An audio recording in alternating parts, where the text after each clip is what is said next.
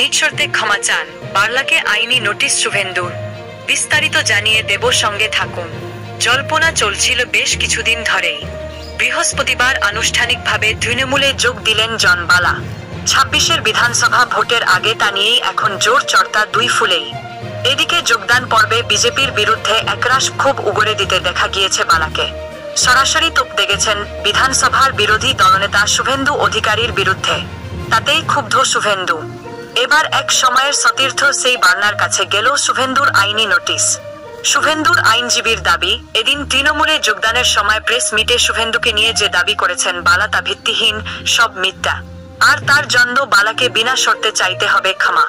ক্ষমা যে চাইছেন তা লিখিত আকারে দিতে হবে শুভেন্দুকে।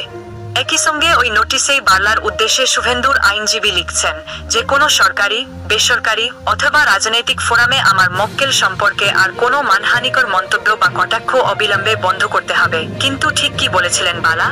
আগে কেন্দ্রীয় সংখ্যালঘু উন্নয়ন মন্ত্রকের প্রতিমন্ত্রী ছিলেন জন বালা। কিন্তু মানুষের জন্য কাজ করতে চাইলে দল থেকেই তাকে বাধা দেওয়া হয়েছিল বলে অভিযোগ করেছিলেন তিনি। এদিন সাংবাদিক বৈঠকে বলেন, ১৬০ কোটির হাসপাতাল বানাতে চেয়েছিলাম। রেলের জমিতে হাসপাতাল তৈরি হচ্ছিল।